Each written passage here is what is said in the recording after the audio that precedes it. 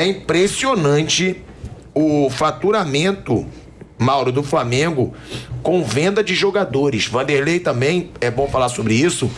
O Flamengo, ele ultrapassa a marca de R$ 1 bilhão em receita com saída de jogadores desde 2019.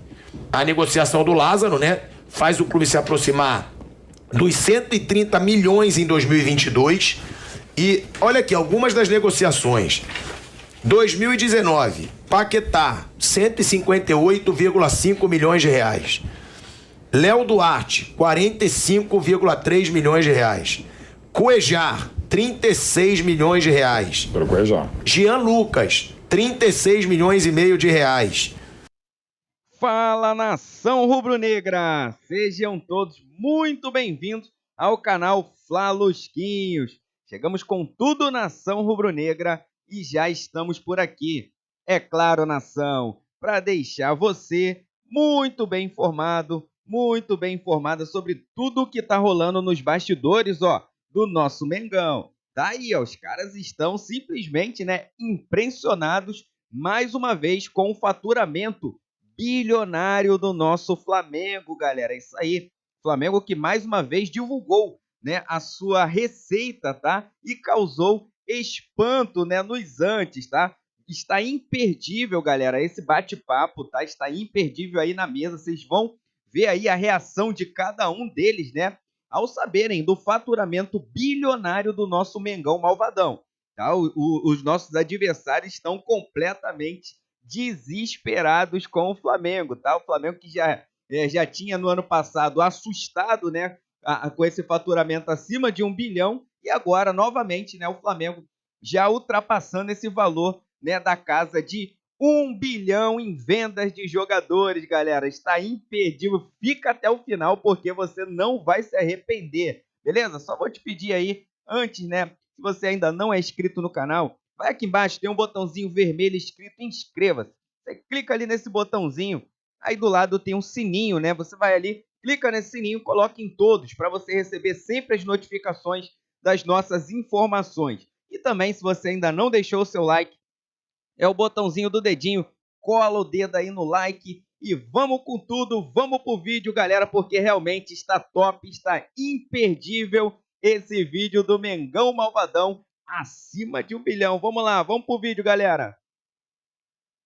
E Mauro César, a gente tem poucos minutos ainda na TV, mas o Lázaro foi vendido. É mais uma grana entrando aí no caixa do Flamengo, cerca de 40 milhões de reais, né? 7 milhões de euros. Já até viajou, né? Já foi lá para a Espanha, já está lá essa altura, já até desembarcou essa altura do campeonato. Vai jogar no Almeria, que é o time que ganhou a segunda divisão da Espanha. Acho que é uma boa porta de entrada para ele, que não é um jogador de primeira prateleira, para jogar a primeira divisão da Espanha. Que é aquela coisa, você vai jogar a primeira divisão da Espanha, significa o seguinte, ele deve ser camisa 10, inclusive. Sendo titular, você vai jogar no Bernabéu, você vai jogar no Camp Nou, você vai jogar no Wanda Metropolitano, você vai jogar contra o Sevilha lá no Santos Pizjuán, você vai jogar contra o Betis, vai jogar contra o Valência, no Mestalla. É legal, né? Você vai jogar contra times importantes e você tem... Isso tudo é o quê? É vitrine para o jogador. Se você faz boas partidas contra esses times, do Almeria você vai, como diria Lazzaroni, galgar parâmetros e vai para outros times maiores e consegue com isso, de repente, fazer uma carreira internacional. O Lázaro é um jogador que ele era reserva no Flamengo, continuaria reserva, não tinha a menor perspectiva de ser titular do time do Dorival Júnior. Seu melhor momento foi até nessa temporada, que ele teve mais chance de se firmar, foi quando jogava de ala, que era aquele sistema do Paulo Souza, que, aliás, ele nem era utilizado pelos outros treinadores. Era um jogador que tinha um problema, que o Rogério falou disso uma vez na coletiva, e ele tinha razão, de intensidade no jogo, né? Ele precisava participar mais. Tanto que o Renato, que sucedeu o Rogério, nem usava o Lázaro.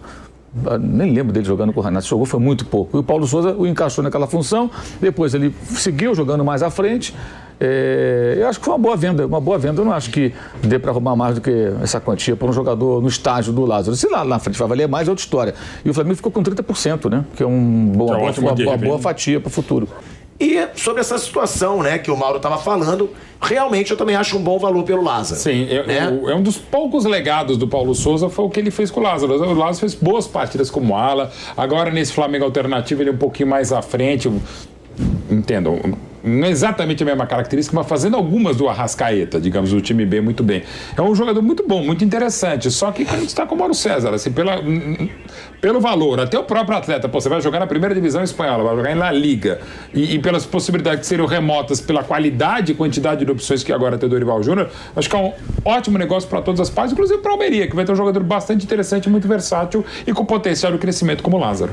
Ó, é impressionante o faturamento, Mauro, do Flamengo com venda de jogadores. Vanderlei também, é bom falar sobre isso. O Flamengo, ele ultrapassa a marca de R$1 bilhão em receita com saída de jogadores desde 2019. A negociação do Lázaro, né, faz o clube se aproximar dos 130 milhões em 2022. E olha aqui, algumas das negociações. 2019, Paquetá, 158,5 milhões de reais. Léo Duarte, 45,3 milhões de reais. Cuejar, 36 milhões de reais. Para o Cuejar. Jean Lucas, 36 milhões e meio de reais. Henrique Dourado, 24 milhões de reais. Uribe, 5 milhões e meio. Trauco, 2 milhões e meio. Aí tem vários aqui. Aí você tem Reinier, 192 milhões de reais. Pablo Mari, 64 milhões de reais. E aí, pegando os principais, a gente vai Gerson, 130 milhões. Rodrigo Muniz, 51 milhões. Aqui, ó. Michael, 43 milhões de reais. William Arão, 19 milhões de reais. Então, você vê como o Flamengo tá ganhando dinheiro com venda de jogador. É uma... E nem tá na conta o Vinícius Júnior aí, claro, porque foi ótimo. Que foi um pouco antes, né? Que foi 40 milhões de euros, né, Mauro? 45 milhões de euros. Faça as contas, né? Isso é exemplo de gestão também? A forma como o Flamengo consegue vender jogadores e repor as posições, porque a gente sempre fala, pô, não pode vender. Só que tem que vender, mas traz jogadores de alto nível também, né? A venda de jogadores jovens viabiliza a contratação de jogadores, muitos jogadores mais prontos, né? Eu acho que isso reflete também o investimento que foi feito na base, desde a da gestão anterior, né? Na estrutura do Flamengo na base. E também o time jogando bem, os jogadores se valorizam, automaticamente são mais bem vendidos, né? Tem isso. Falamos aqui do Igor Gomes. Hoje, o torcedor de São Paulo vai pensar, não vale 1 centavo. Mas ele sai do São Paulo, vai para um outro clube e o time está jogando bem, ele cumpre bem o seu papel, o valor dele sobe. Aí o cara fala, nossa, o Igor não valia nada. É assim que funciona. Então, todos esses jogadores aí, em algum momento, atuaram em equipes que estavam fazendo ali um bom futebol, praticando bom futebol e se valorizaram, né? Tem algumas situações aí... O Casimiro era muito criticado. Exato. O caso do Casimiro é um clássico, né? E aí tem algumas situações também que o Flamengo teve até um pouco de sorte. O caso do Paquetá. O Paquetá não tinha passagem pela seleção brasileira, não ganhou nada pelo Flamengo. E, de repente, o Leonardo estava no Milan ainda. E o Leonardo queria o Paquetá. E o Neymar, na época, tudo que o Neymar falava era quase que ordem no PSG. Ele era novo ainda lá, tinha acabado de chegar, não tinha desgaste. E ele queria o Paquetá também. E aí, de repente, o Milan e o PSG queriam o Paquetá. E aí o preço foi subindo, chegou a 35 milhões de euros. E ele não tinha esse valor de mercado na época. Hoje, sim, vale 60, foi contratado por 60, né? Lá pelo West Ham. Porque ele está na seleção brasileira, ele já foi para o Milan, do Milan foi para o Lyon, saiu-se bem jogando pelo time francês, evoluiu como jogador, né, e tal, mas em 2018 ele não tinha... Em 2018 teve uma bobagem que a diretoria antiga fez, que foi fechar esse negócio e anunciar antes do final do campeonato. Podia guardar isso, né, olha, tudo bem, tudo acertado aqui entre nós, mas deixa acabar a temporada, né, que aí ele teve até uma queda de rendimento e muitos torcedores achavam que isso era por conta da negociação. Não sei se era, mas houve isso, né, ele de fato... Mauro, eu vou te interromper rapidinho. Estamos de volta, hein? De volta à Rádio Jovem Pan, agora na rádio e no YouTube, explicando pra galera da rádio, falando sobre essa situação do Flamengo, que desde 2019, só com venda de jogadores, já ultrapassou R$1 bilhão agora com essa situação do Lázaro. Mauro? Então, assim, só para concluir, né, eu acho que isso passa muito assim, o time jogando bem, o jogador se valoriza. E o contrário também vale, né? O time tá mal, o jogador fica embaixo e tal, e de repente o cara tem potencial para mais.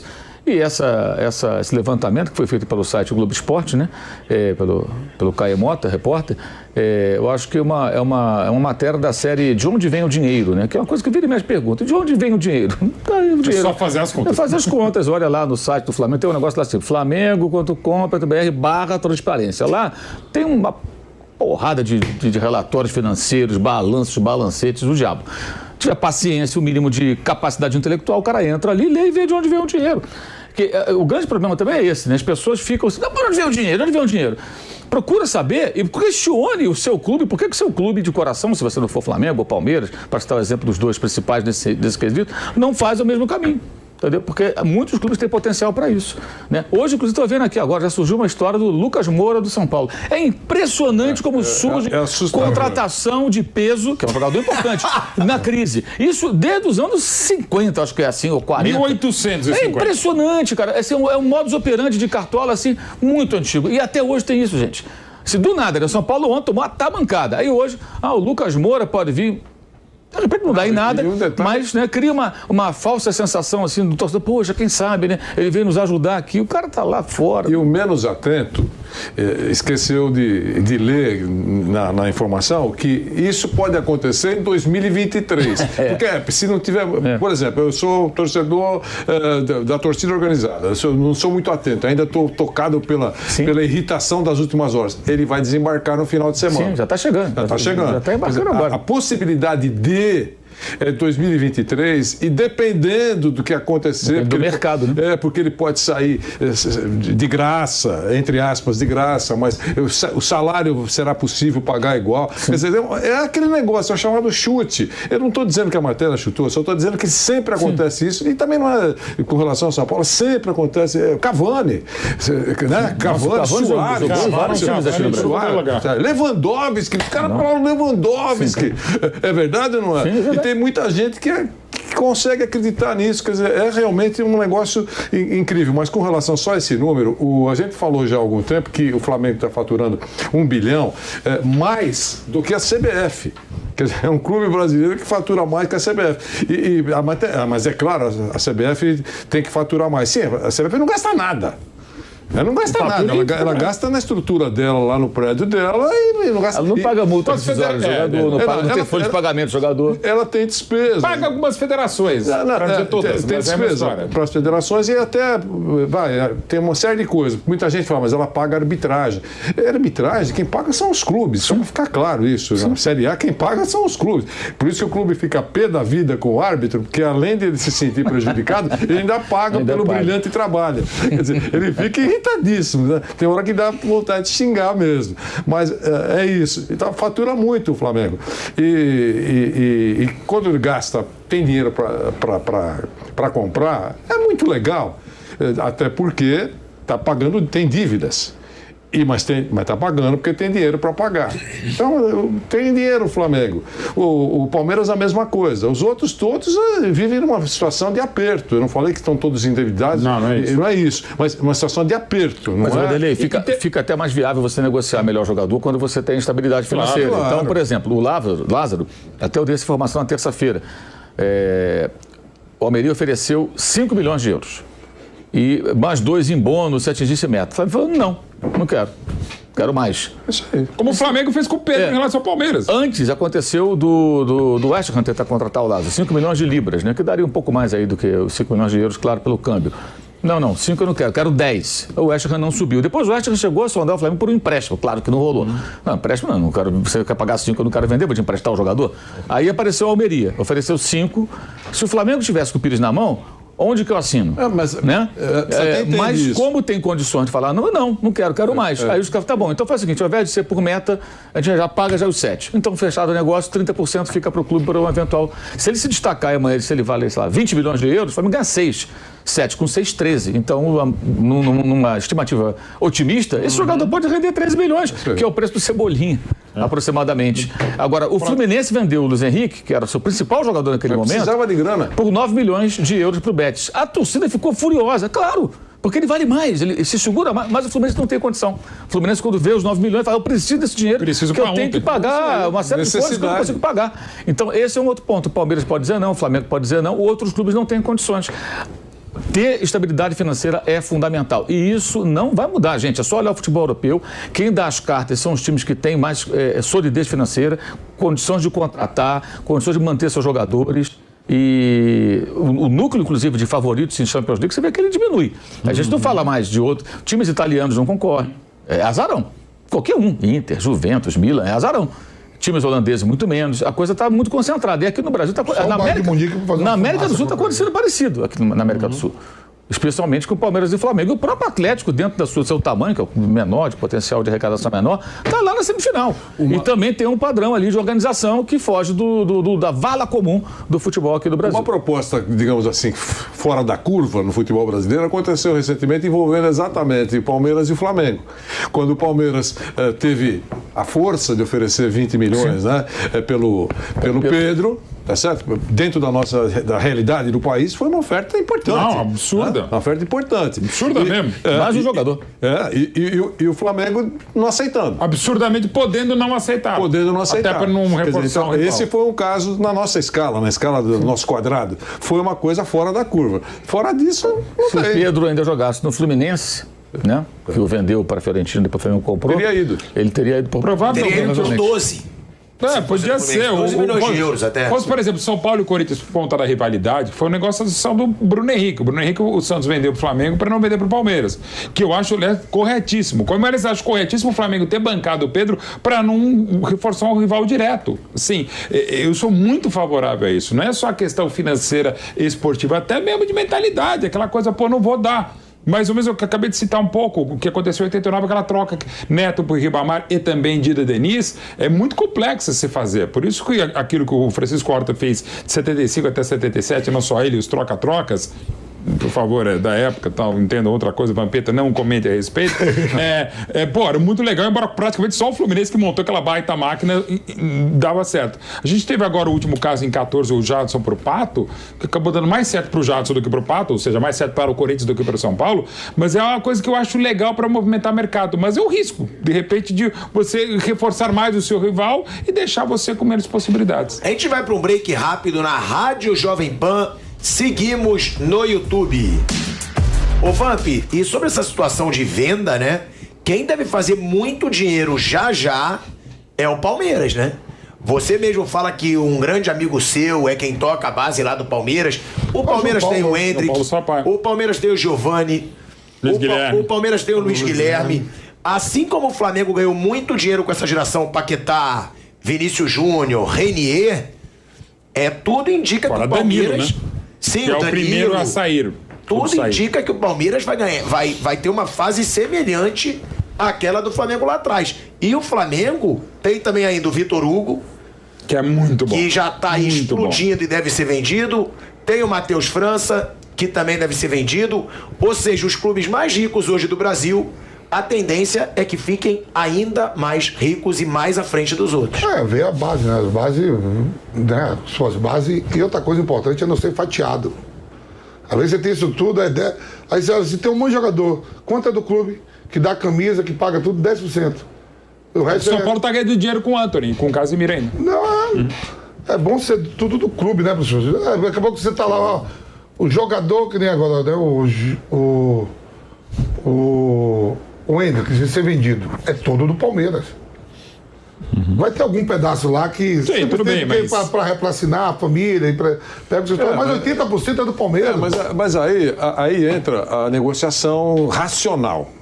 A ideal qual é? 100% do Mauro César Pereira nem liga mais para mim às 6h30 da manhã. Desprezo total. Porque ele olha para a conta bancária dele, vê aquele monte de zero, não liga mais para quem despertou tanto tempo pela manhã. Mas essa é uma coisa. Quem cedo madruga. Mas o racional, o que é? Para você segurar um garoto desse, naquela discussão que entra o pai, o staff, entra todo mundo. Não é mais só dois caras conversando no corredor. Tem mais gente conversando sobre isso. Compensa. Você dá um percentual para você segurar, porque vai envolver. O que você prefere? 50% de alguma coisa ou 100% de nada? né? Então, em alguns momentos, você tem que precisar ser racional na negociação. Esse do Endrick, a gente entende que é tudo do Palmeiras porque é uma força de expressão. Vai ter um certo desconto aí, mas vale a pena, porque é uma pedra preciosa que você tem que segurar e tem que agradar o staff, a família, enfim, solucionar o problema financeiro da família inteira, porque merece, graças à competência do garoto.